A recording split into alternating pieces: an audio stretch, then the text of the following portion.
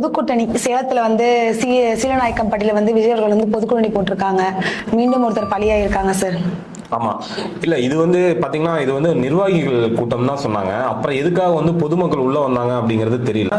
கிட்டத்தட்ட 3 மணி நேரமா காத்திருந்து அதன் பிறகு வந்து விஜய் அவர்கள் பேசியிருக்காரு. விஜய் அவர்கள் பேச்சுக்கு முன்னதாகவே கட்சி நிர்வாகி கொண்டு 40 நிமிடம் வரை அவரோட பேச்சு இருந்துச்சு. அதன் பிறகுதான் விஜய் அவர்கள் பேசினாரு. அந்த வெயில் வேறையா, அதனால ஒருவர் வந்து வலுப்பு வந்து ஹாஸ்பிட்டல் கூட்டு போயிருக்காங்க. அப்படியே அங்கேயே கிளம்பிருக்காரு. அவர் அந்த நண்பர்களுக்கு எனது மனமார்ந்த ஆழ்ந்த இரங்கலை நம்ம பொலிட்டிக்கல் லீடர் சேனல் வந்து தெரிவிச்சு. விஜய் அவர்கள் வந்து பேசியிருக்காங்க சார், எனக்கு அனுபவம் இல்லைன்னு சொல்றாங்க அப்படின்னு சொல்லியிருக்காங்க.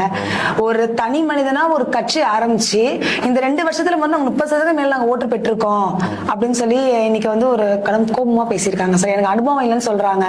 ஒரு கட்சி ஆரம்பிக்கிறது வந்து ஒரு பெரிய விஷயம்.